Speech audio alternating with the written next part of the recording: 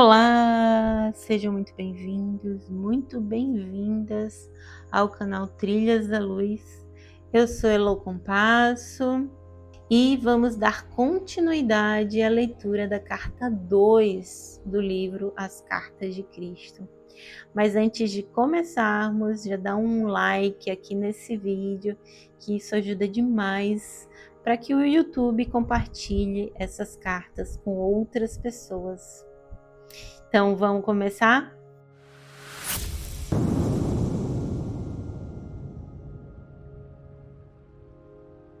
Quando me senti suficientemente preparado para sair a ensinar e curar, para agradar a minha mãe, concordei em ir num sábado na sinagoga de Nazaré e falar para a congregação.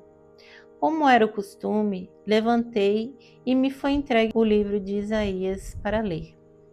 Escolhi a passagem que profetizava a vinda do Messias, que viria libertar o povo judeu e de todo tipo de escravidão.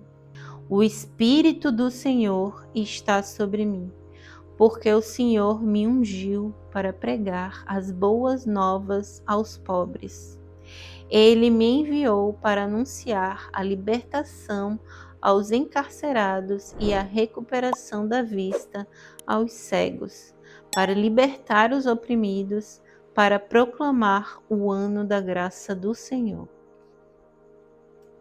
Então sentei-me dizendo: hoje vocês veem essa profecia cumprir-se em mim.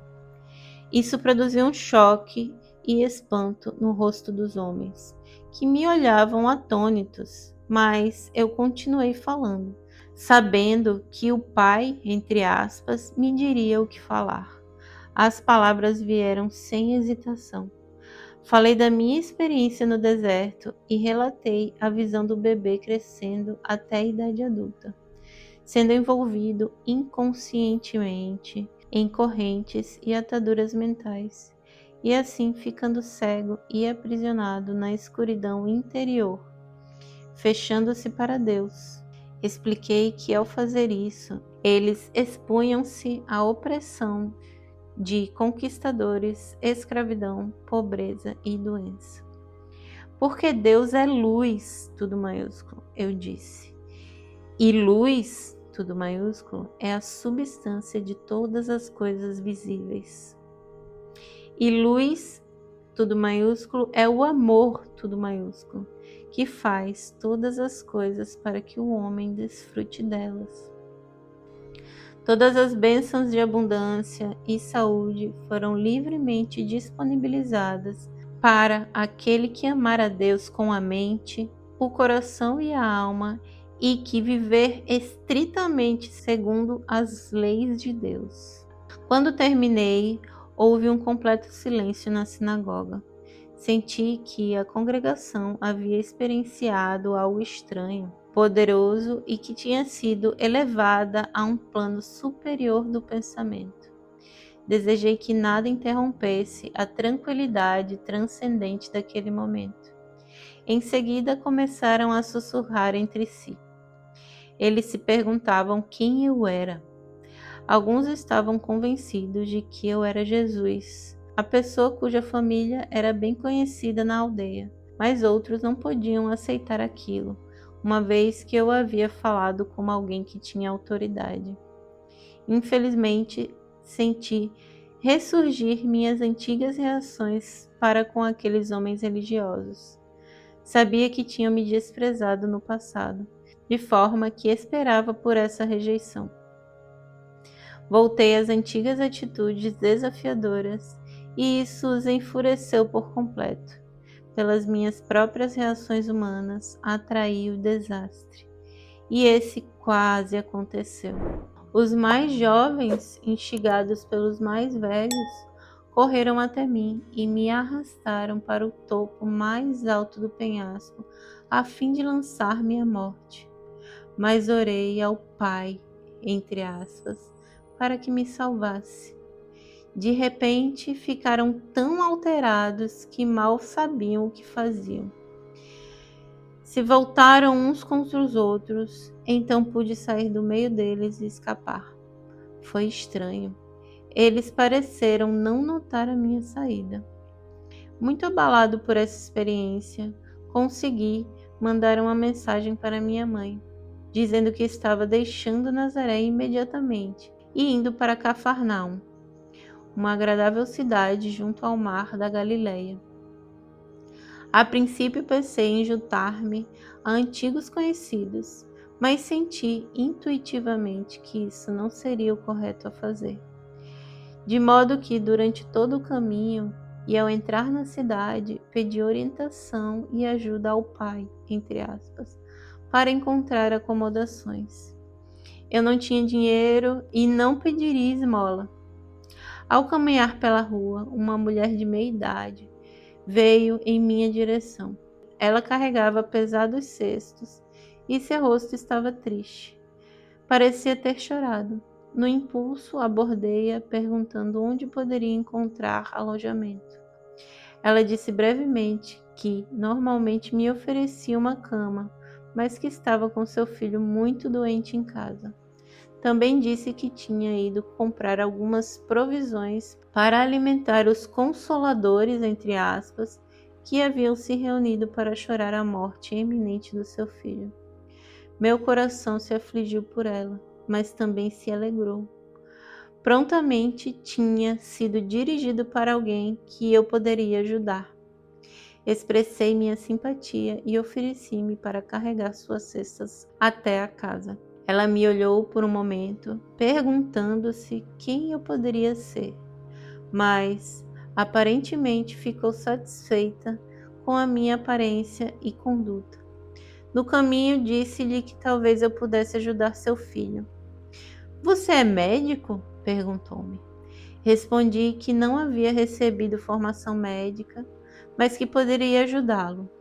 Ao chegar em sua casa, de pedra, grande e bem construída, o que indicava boa situação social e prosperidade, levou-me até seu marido dizendo: "Este homem diz que pode ajudar nosso filho", tudo entre aspas. Melancólico, o homem inclinou a cabeça e não disse nada. A mulher, que se chamava Miriam, afastou-me, dizendo que ele estava aflito e muito zangado. "O rapaz é nosso único filho, entre muitas filhas, e ele culpa Deus pela doença do garoto." Miriam começou a chorar. "Se ele fala assim contra Deus, que outros problemas cairão sobre nós?" Perguntou-me. "Tranquilize-se", disse-lhe. "Logo verá que seu filho ficará bem novamente." Ela olhou-me com dúvidas, mas levou-me até o quarto onde o rapaz estava. Fazia calor e o ambiente estava sufocante, cheio de gente, bem intencionada e triste, conversando. Pedi à mãe para esvaziar o quarto, mas os visitantes resistiram. Eles queriam ver o que aconteceria e somente saíram do quarto contrariados quando Miriam chamou seu marido para falar com eles. Podia escutá-los discutindo com o pai no quarto ao lado. O que esse homem acha que poderia fazer, se o médico já havia declarado ser incapaz de ajudar o rapaz? O homem veio até o quarto para ver por si mesmo. Seu filho estava mortalmente pálido, com muita febre.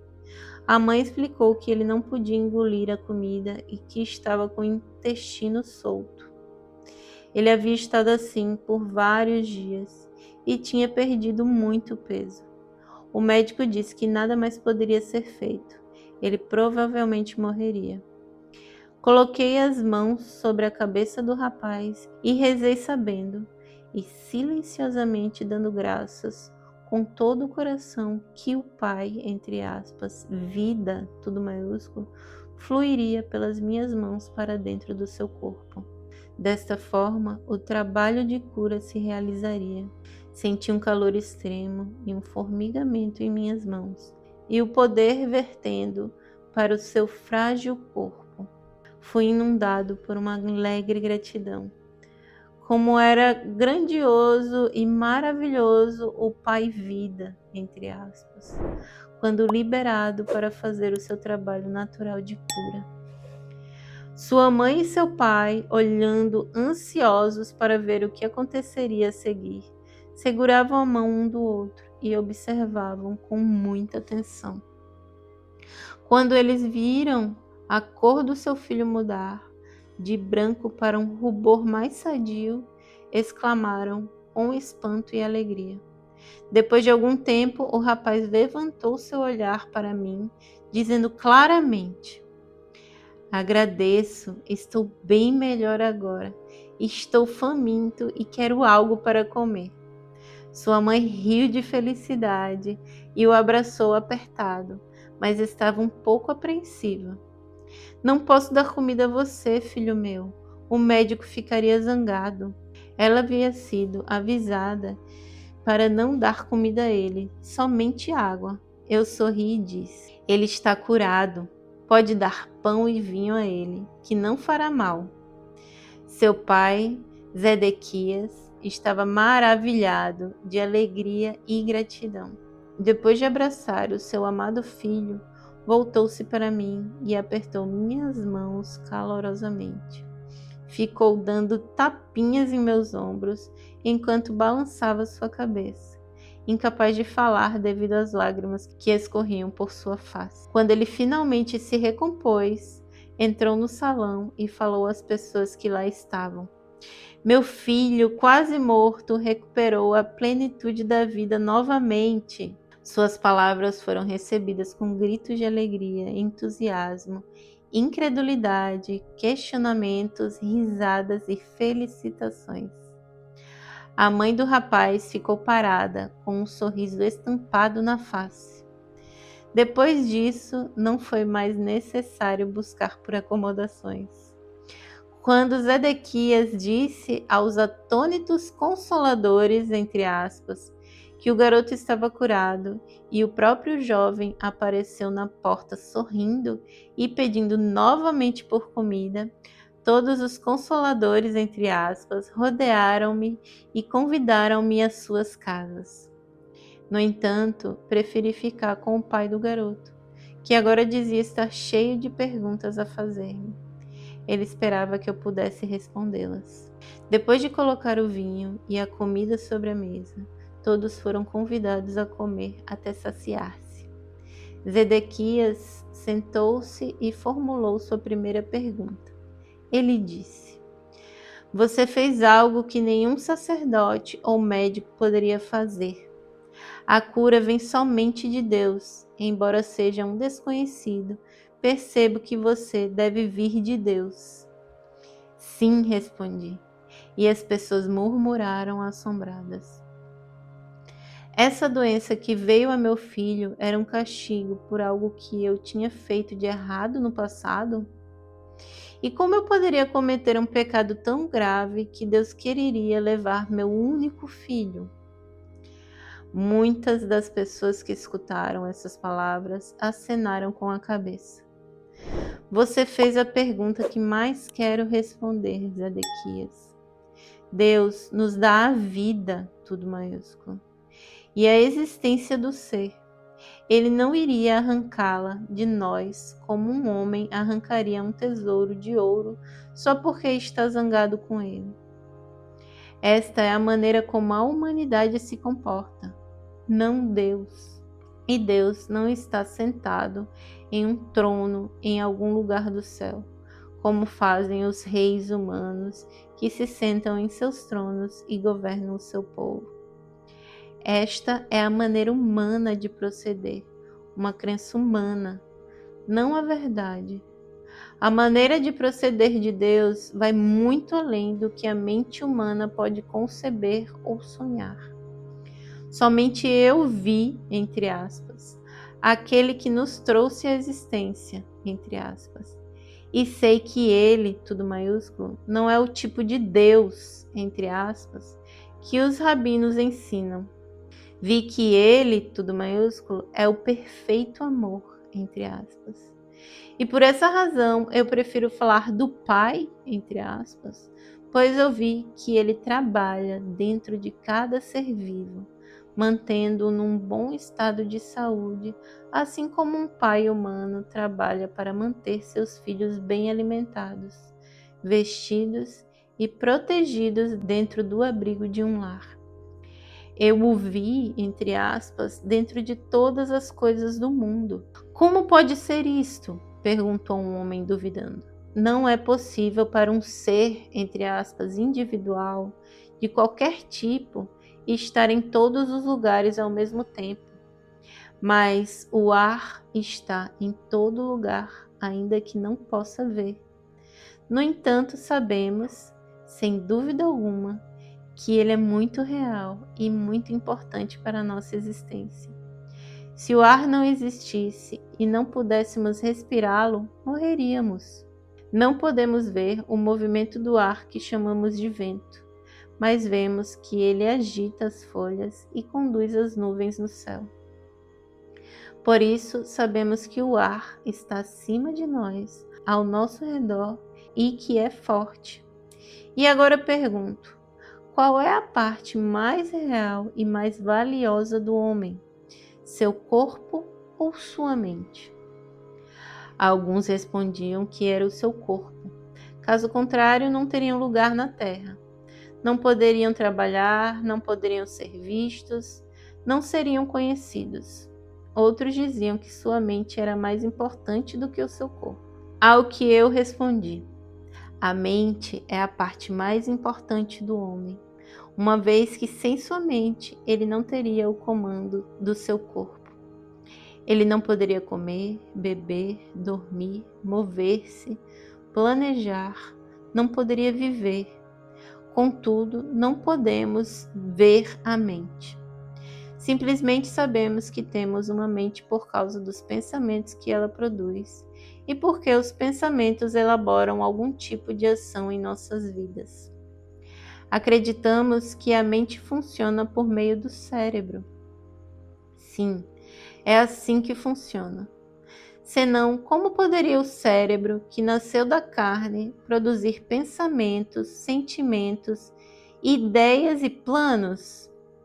Agora, deve estar ficando claro para vocês que é assim que o Pai, entre aspas, está presente em todas as coisas.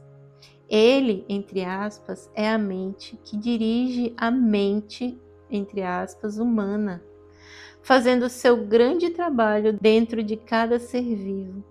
Sabemos que é assim, porque vemos as maravilhas da sua obra, vemos o crescimento das crianças, vemos o alimento que comem ser milagrosamente convertido em outra substância que os nutre e os faz crescer. Como isso acontece, não sabemos, nem sequer podemos imaginar. Mesmo que soubéssemos, ainda assim continuaríamos sem saber o que acionou tão importante processo de vida dentro dos corpos vivos de cada espécie. Vejam de que forma tão maravilhosa os corpos de cada espécie são formados e criados propositalmente, de forma expressa, para transformar o tipo de alimento que se come em energia para nutrir ossos, sangue e carne. Agora que nos mostrou todas essas coisas, podemos ver que elas são realmente maravilhosas, exclamou um jovem. Elas são. Vemos os jovens corpos passando por suas várias etapas de desenvolvimento e vemos suas mentes acompanhando o seu desenvolvimento físico até que começam a desejar encontrar um cônjuge para se tornarem pais. Logo, o grande trabalho da concepção é realizado e o crescimento da semente dentro do útero continua até que a criança chegue ao seu desenvolvimento pleno. Pensem, quem determina esse constante crescimento tão ordenado dentro da mulher? De onde vêm os planos que reagem, o correto desenvolvimento da cabeça, do corpo e dos membros, os quais são invariáveis de uma mulher para outra e de uma espécie para outra. Quem decide o momento exato em que o nascimento terá iniciado, o meio físico pelo qual a criança deve ser trazida à luz, a provisão do leite para a criança? Pensem, é a mãe? Não, não é a mãe. Ela é apenas a testemunha de tudo o que ocorre dentro dela, desde o momento em que seu marido tem estado com ela e plantado sua semente para se juntar a ela. Deus faz todas essas coisas de longe? Estes pensamentos chegam a cada homem e mulher para decidir quando essas coisas devem acontecer? Não. Todo esse trabalho é realizado pelo poder criativo da mente, entre aspas, a vida inteligente e amorosa, entre aspas, dentro de todos os seres vivos. Vemos o amor dos pais por seus filhos, sejam eles pássaros, animais ou homens. De onde vem esse amor? Ele vem do poder criativo da mente, entre aspas. O perfeito amor do Pai, entre aspas, que está em nós. É por causa do trabalho que o Pai, entre aspas, faz com as plantas, árvores, pássaros, animais e com o próprio homem que hoje estamos aqui, vivos, respirando, comendo, dormindo, tendo filhos, envelhecendo e então morrendo para passar para um lugar mais feliz. Tudo isso é a obra do Pai, entre aspas, que está ativa dentro de nós. Como podem negar a verdade de tudo o que disse a vocês nessa noite?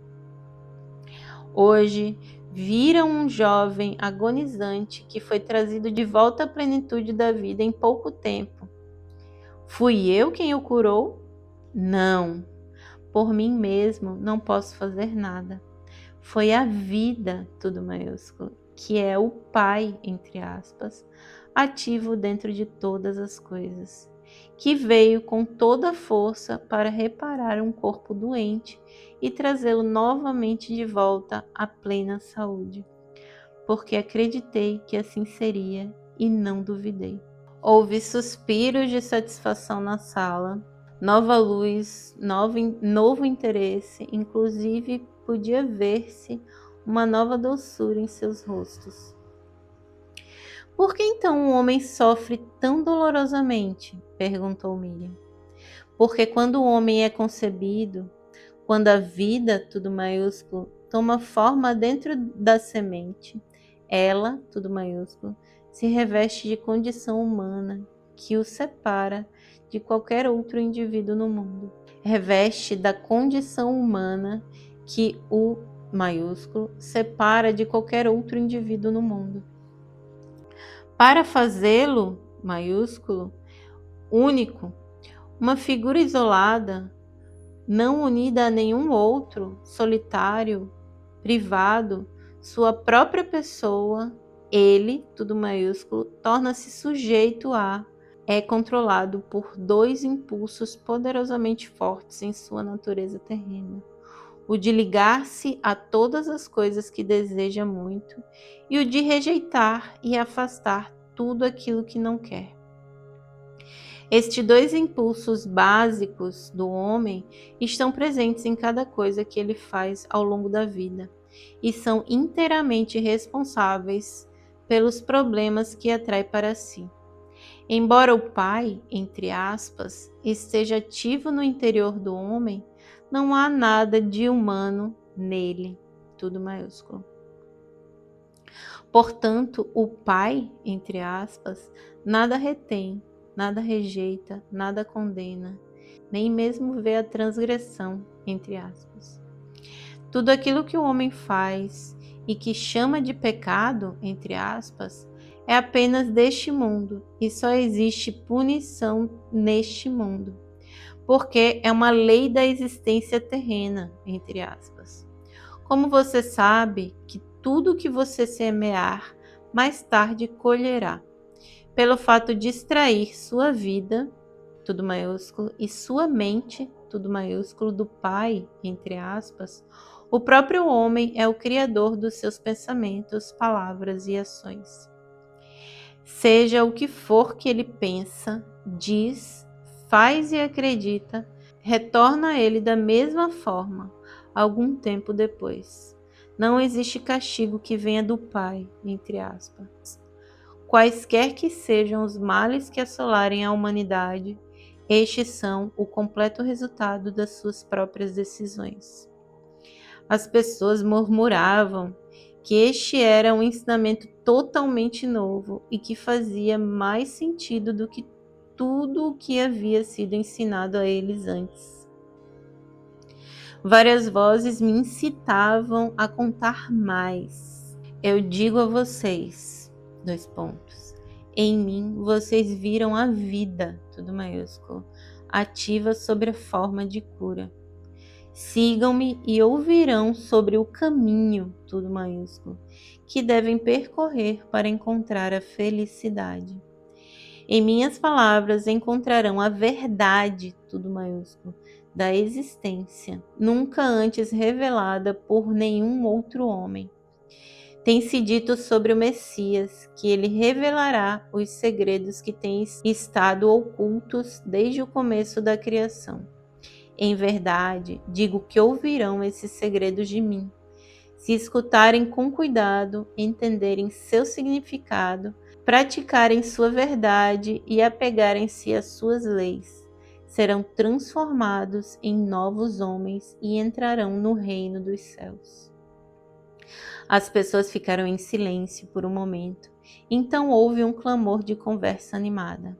Mas Zedequias levantou-se e disse que era hora da família descansar. Seu filho precisava dormir e sua esposa e filhas também estavam exaustas de tanto chorar. Ficou combinado que na manhã seguinte eu iria até o porto e as pessoas doentes seriam trazidas até mim. Dessa forma, fui capaz de empreender minha missão e tudo foi rapidamente arranjado da melhor forma possível. Parecia que, se eu não efetuasse as curas, não haveria interesse nem aceitação de tudo o que eu havia dito. As curas demonstravam a verdade de tudo o que eu havia ensinado, e meus ensinamentos explicariam as razões pelas quais eu era capaz de trazer do Pai, entre aspas, para eles a cura. Eu vou parando por aqui hoje. No próximo episódio, daremos continuidade à leitura da carta 2 do livro As Cartas de Cristo, onde Jesus irá para o porto da cidade fazer as suas curas. Espero que vocês estejam gostando da leitura do livro As Cartas de Cristo. Se você quiser adquirir o livro físico, o link está aqui na descrição. Eu já vou te pedir então para curtir esse vídeo, para que esse conteúdo chegue a mais pessoas, e ativar o sininho para você receber todas as notificações dos próximos vídeos. E também compartilha com aquela pessoa que você sentir de compartilhar. Então, boas reflexões para todo mundo. Um beijo. Eu sou um outro você.